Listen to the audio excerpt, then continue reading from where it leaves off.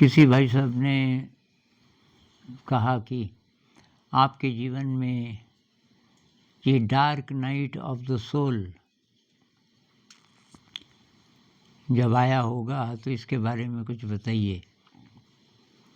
Dark night of the soul का मतलब है कि आपकी जो यात्रा है, आध्यात्मिक यात्रा है,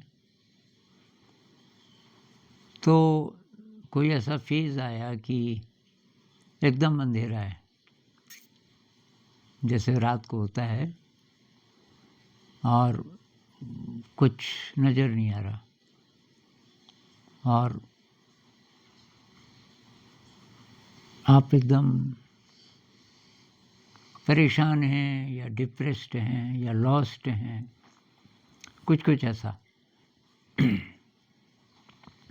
तो कहते हैं कि ये सबके जीवन में आता है, जिसकी भी आध्यात्मिक यात्रा है गहरी, तो उस यात्रा में एक फेज़ ऐसा आता है जब संसार तो पीछे छोड़ दिया आपने, कोई सांसारिक इच्छा नहीं है और इधर आध्यात्म में कोई रास्ता दिख नहीं रहा। आपको पता भी नहीं कि कई बार पता भी नहीं होता कि मेरी मंजिल क्या है, मैं कहाँ जाना चाहता हूँ। लेकिन दुनियावी जितने गोल हैं बाहर के, उनमें रस नहीं आ रहा है, वो नहीं आप करना चाहते। तो ऐसा मेरे साथ तो हुआ जब मैं कॉलेज में गया। हाई स्कूल करने के बाद, हाई स्कूल से शुरू हो गया था, लेकिन जब मैं 11th में गया हरियाणा में, तो अचानक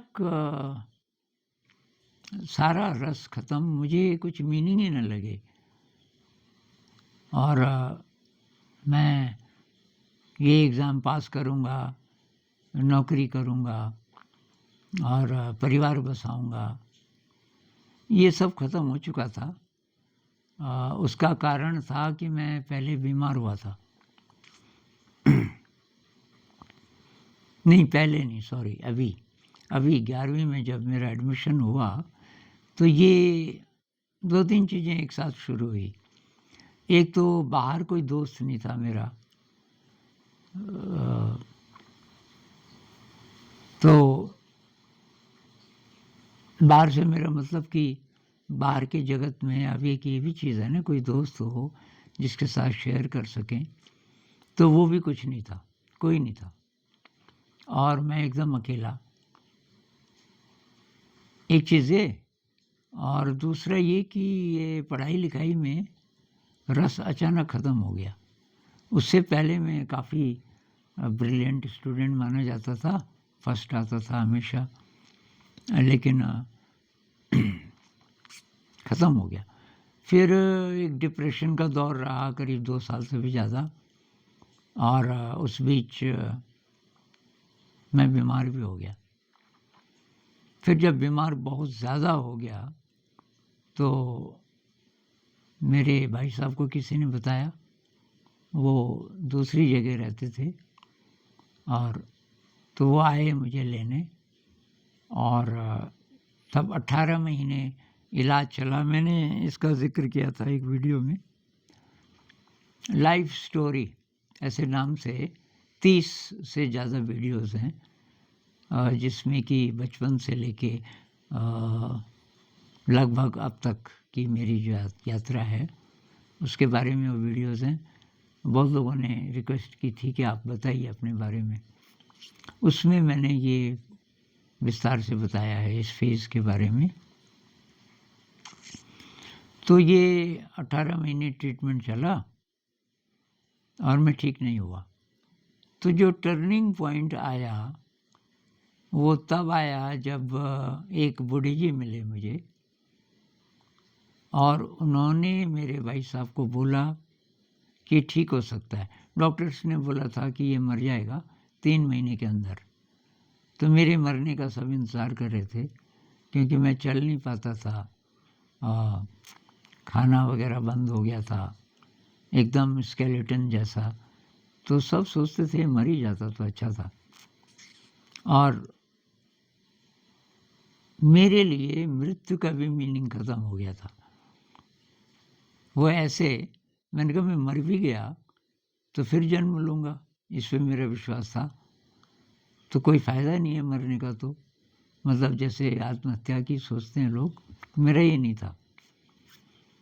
और ये चक्कर है क्या, हम जन्म लेते हैं, मर जाते हैं, इसके पीछे मीनिंग क्या है?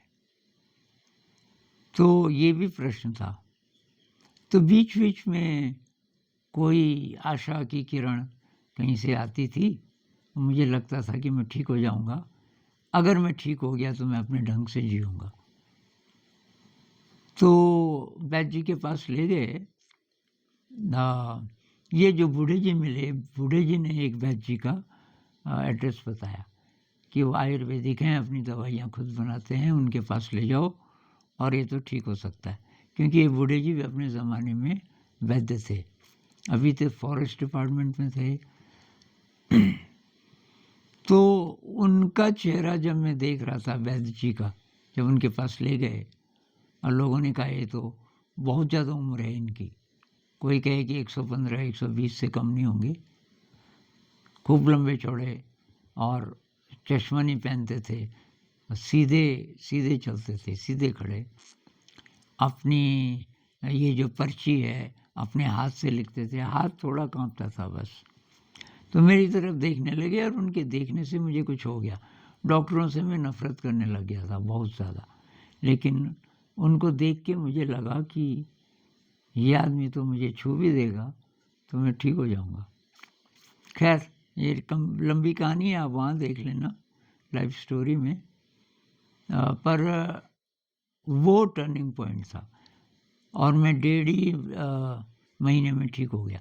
6 हफ्ते में मैं एकदम सही हो गया। पहले तो अपनी टांगों पे खड़ा भी नहीं हो पाता था, अब मैं साइकिल चलाने लग गया, वॉलीबॉल खेलने लग गया। और एक बहुत बड़ी आशा, बहुत बड़ा उत्साह कि मुझे अपने ढंग से ज़िंदगी जीनी है। तो एक तो ये था यहाँ से, लेकिन जो आध्यात्मिक प्रगति है वो अभी उतनी नहीं थी। उत्साह तो आया, लेकिन मेरे अंदर ये था कि मुझे कुछ प्रूव करना है कि मैं भी कुछ हूँ। मुझे मतलब ये नहीं है कि नौकरी चाहिए और परिवार बसाना है, ये सब तो ख़त्म हो गया था। लेकिन मैं प्रूव कैसे करूँ कि मेरी ज़िंदगी भी कुछ है, मतलब मैं भी कुछ कर सकता हूँ। और तो फिर और तो मुझे कुछ मिला नहीं, तो मैंने लिटरेचर ले लिया एमए में। बीए हो गया था, बीए सेकंड ईयर हो गया था, फाइनल बचा था। 3 साल का बीए होता था उस समय पंजाब यूनिवर्सिटी में। ये पहले साल को बोलते थे प्री यूनिवर्सिटी, उसके बाद 2 साल का बीए, तो कुल मिला के हाई स्कूल के बाद 3 साल का मतलब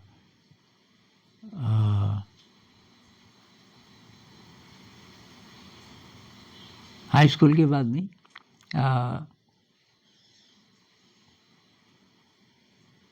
हाँ कुल मिला के 3 साल का।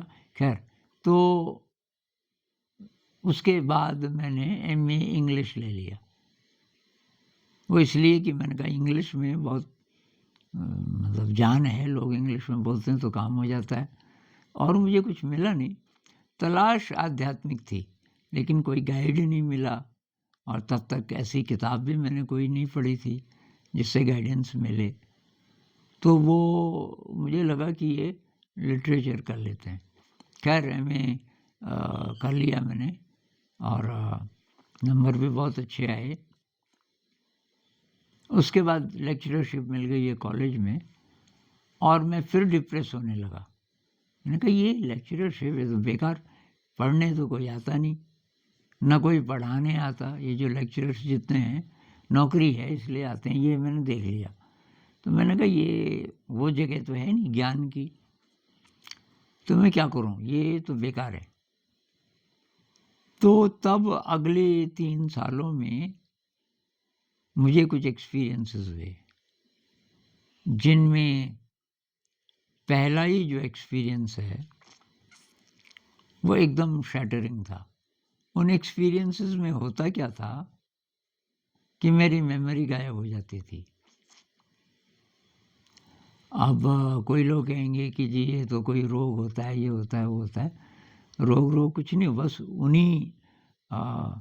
उन्हीं पलों में वो सब हुआ बस। बाकी सामान्यतः मेरी मेमोरी बहुत अच्छी थी, लेकिन वो कुछ अनुभव हुए कुछ समय के, पहले भी नहीं हुए, उसी समय हुए बस। तो मेमोरी गायब हो जाती थी, भाषा गायब हो जाती थी, मन में कोई भाषा नहीं है, कोई मेमोरी नहीं है। अब यहाँ जैसे अचानक मैं अपने कमरे में हूँ, अचानक मेमोरी गायब हो गई। तब मैं कौन हूँ, मेरा नाम क्या है, मैं कहाँ से हूँ, ये जगह कौन सी है, मैं यहाँ क्यों हूँ, सब खत्म। और कोई प्रश्न भी नहीं। ये जो प्रश्न है कि मैं कौन हूँ, ये नहीं आते थे। बस सन्नाटा, खाली एकदम। और उसमें कोई डर नहीं, उसमें डर नहीं, लेकिन एक वास्टनेस, जैसे कि मैं फैल गया चारों तरफ, हजारों किलोमीटर्स तक, पता नहीं कहाँ तक फैल गया, ऐसी कोई फीलिंग, एक्सपेंसिव। और कुछ नहीं, न पास्ट है, न फ्यूचर है, न कोई चिंता है, न कोई प्रश्न है कि मैं कौन हूँ, मेरा नाम क्या है, इत्यादि। इन अनुभवों ने कुछ ज़्यादा ही हिला दिया। मतलब अब जीवन का अर्थ क्या है, और ये जो मुझे हुआ ये क्या था, किसी को मैं बता भी नहीं सकता था, क्योंकि मैंने एक को बताया, वो साइकोलॉजी का स्टूडेंट था, पीएचडी कर रहा था। अब साइकोलॉजी वाले तो वही कहेंगे कोई रोग हो गया, उसको बड़ी चिंता कि मैं साइकियाट्रिस्ट के पास ले जाता हूँ। तब मैं हंसा बहुत जोर के, और मैंने कहा बन गया ना बेवकूफ़, मैं तो ऐसी कहानी बना रहा था, ऐसे थोड़ी हुआ मुझे। और वो बड़ी देर तक मेरी तरफ देखता रहा, नहीं यार कि तुझे बता रहा था ऐसा होता है। अरे मैंने कहा होता होगा, मैं तो ये तुझे इसलिए बता रहा था कि तुझे विश्वास आएगा क्या, आएगा तो मैं कहानियाँ लिखूँगा, इसका मतलब मैं कन्विंस कर सकता हूँ। खैर धीरे धीरे धीरे उसको भी लगा कि ये जो बता रहा था एकदम सही सा लग रहा था, पर चलो ये बोल रहा है कि ऐसा नहीं है। तो वो था dark night of the soul मेरे ख्याल से, जब सब खत्म हो गया, क्योंकि उन अनुभवों ने न केवल ये परिभाषा ख़त्म कर दी, तो पहले ही मेरी हो गई थी ख़त्म कि नौकरी करनी है, परिवार बसाना, ये तो पहले से भी नहीं था।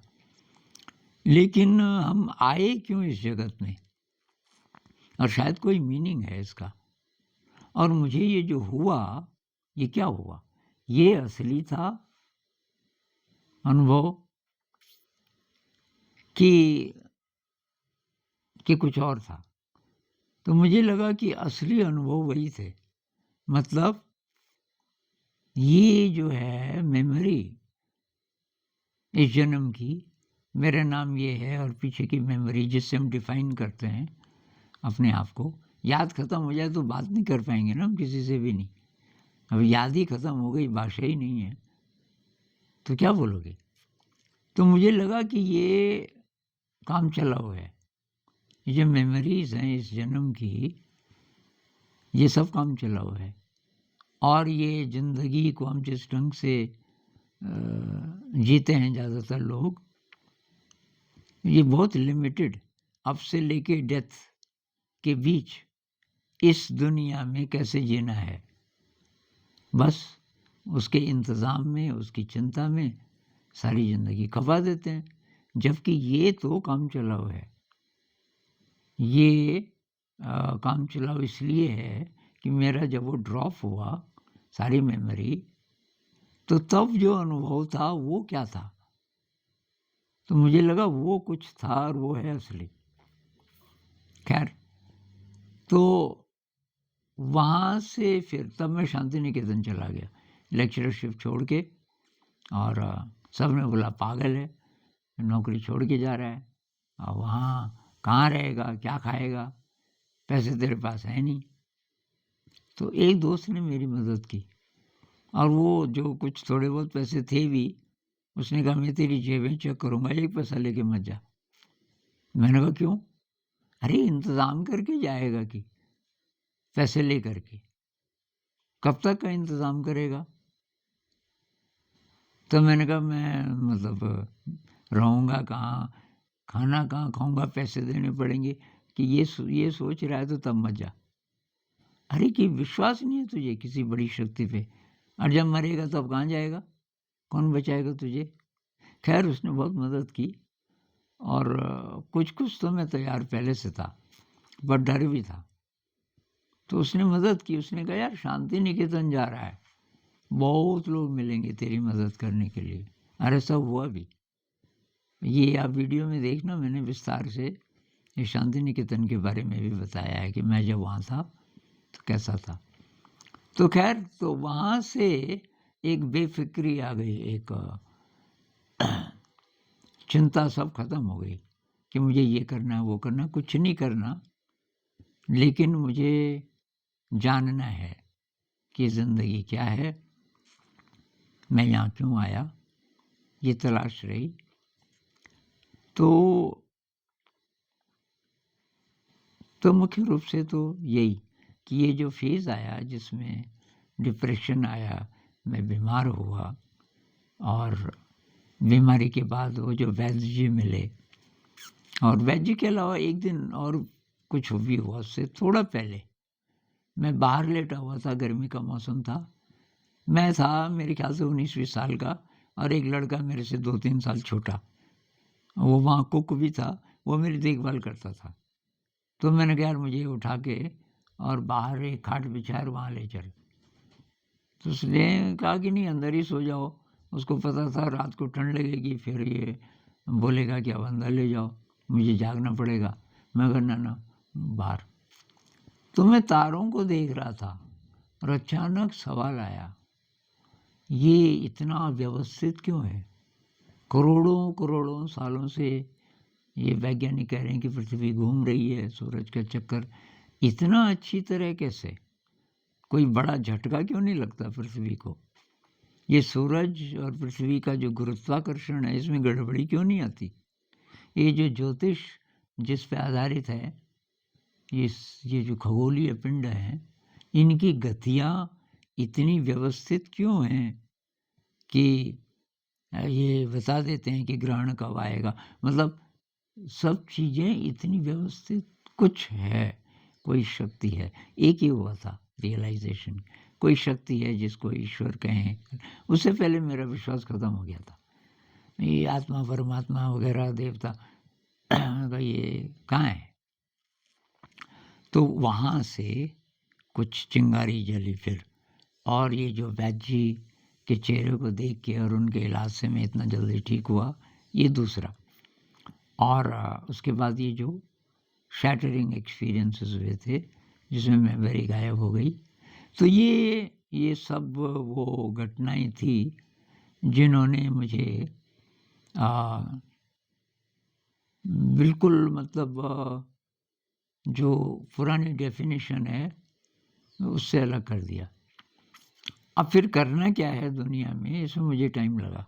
करना क्या है, तो बहुत समय लगा ये जानने में कि मुझे क्रिएटिवली जीना है। और इस स्कूल में फिर ये सब हुआ कि कैसे मैं क्या क्या कर सकता हूँ यहाँ। तो बस वही चल रहा है। Dark night of the soul आई, और उसके बाद रास्ता दिखा, उस पे चल रहे हैं। फिर इस पर और बात करेंगे। नमस्कार।